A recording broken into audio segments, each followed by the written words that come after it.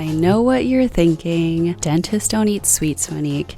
If anything, they're usually giving lectures about not eating them and sending us home with floss and toothbrushes and goodie bags as if they were treats. Well, my dentist is awesome and unrelatedly happens to have a huge sweet tooth, which is a level of Alanis Morissette irony I can't help but really appreciate.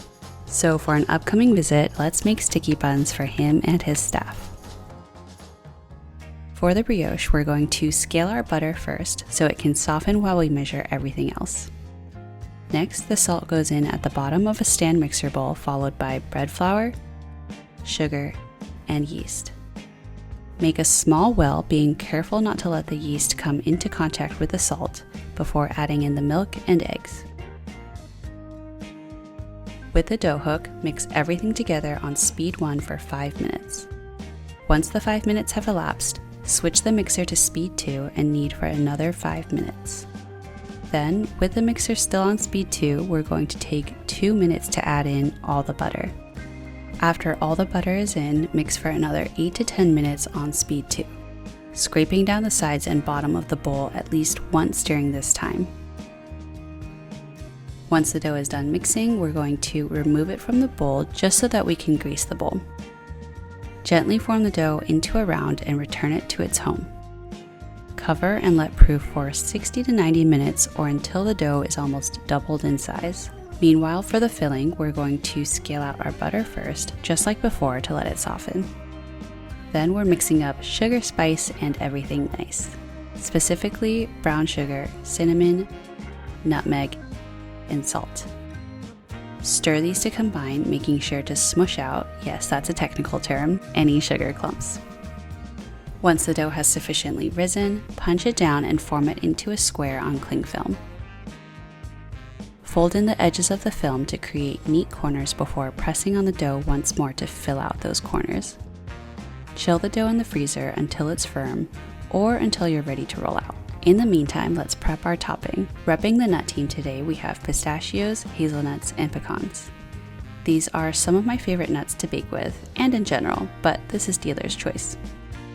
For hazelnuts, I like to split most of them in half because I think they look pretty this way and it's a style distinctive to the nut.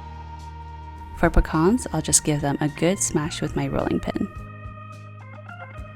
Same with the pistachios, but a hair less aggressively because the nut itself is smaller. The goal is to get all the pieces of the different nuts more or less the same size so they can bake as evenly as possible. Next, we're going to grease our pan and make the glaze. For the glaze, combine butter, brown sugar, honey, and salt in a small pot. Melt over medium heat, stirring frequently until everything comes together. Off the heat, stir in the vanilla extract, and congrats, you've made nectar of the gods. Pour this ambrosia directly into the pan and go nuts with the, well, nuts. Once your brioche is cold and firm, but still a little flexible, we're ready to rock and roll, the dough that is, into a 12 by 16 inch rectangle. While rolling out, keep the edges of your dough as square as possible and the dustings of flour minimal, just enough so that the dough doesn't stick.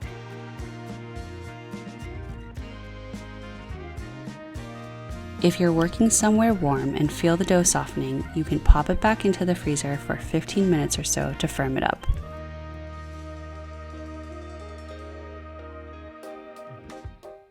When your dough is at the right dimensions, trim the edges to form a neat rectangle. Use your palm to adhere the far edge of the dough to the table. Give the butter a little stir to make sure it's pomade, meaning soft and smooth. Think the texture of cold cream or any other thick cream. Using an offset spatula, spread the butter over the surface of the dough. I personally like to start at the edges and work my way into the center because there's nothing worse than misjudging how much you're using and running out before the edges are done. I mean, there are worse things, but you get what I mean. Then, in a similar fashion, sprinkle the sugar and spice mix on top, using your hands to spread it around evenly. Next, make like an Olympic gymnast about to destroy a parallel bar routine and flour your fingers liberally. Roll the dough up gently, but as tightly as possible.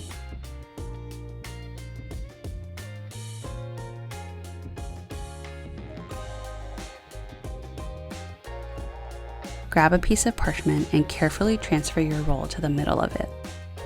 Fold the top half of the parchment over the roll and hold the bottom half while pressing a long bench scraper into the bottom edge of your roll. You can also do this with a ruler. This evens out the mass of the roll along its length and tightens the seam. I'm just making sure that we have a solid 12 inches here before rolling up the log in the parchment and freezing it. I usually let it chill for about 45 minutes so that it's firm but still easy to cut. Then, whenever you're ready to portion, score and cut 2-inch sections to form 6 individual rolls.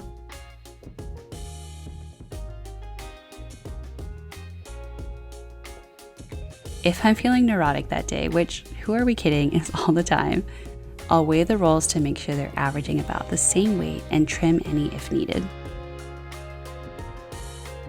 Arrange these little babies in your baking dish and gently press them down into the nut mixture to help them proof up straight. Let them rise for another 60 to 90 minutes or until double in size. To create a nice and steamy proofing environment, you can do the pot of boiling water in the oven trick here, but please do be careful. In the meantime, we're going to assemble our gift packaging. This is a bakery box I found online a few years ago, but there are a ton of similar options available. I staple the sides together, line the inside with some on-brand tissue paper, and pop a label on top. Once the rolls are looking so puffy you could just squeeze their little cheeks, bake them in a preheated 375-degree Fahrenheit oven for 10 minutes. Rotate the pan, then turn down the oven to 350 degrees, and bake for another 8 to 10 minutes or until the internal temperature of the dough reaches 200 degrees Fahrenheit.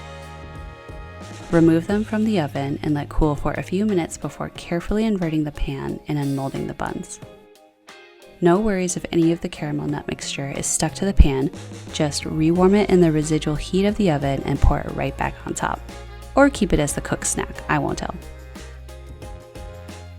Once the buns are at ambient temp, trim the parchment edges, place them in their delivery receptacle, and voila, you have sticky buns for a dentist and his office. For boxing up, I let the buns cool pretty significantly because I don't want them to steam themselves or the cardboard. But let's say you weren't packaging them to give away. You should definitely enjoy them while they're still steamy and warm. I highly recommend you try this recipe even if teeth cleaning is not in your immediate future. Because if trips to the dentist are usually pretty harrowing, for all parties involved to be clear, and these rolls can sweeten up even that experience, imagine what they can do for you on a non-dental visit day. Please enjoy responsibly and don't forget to brush, floss, or at the very least drink water after consuming. Happy baking!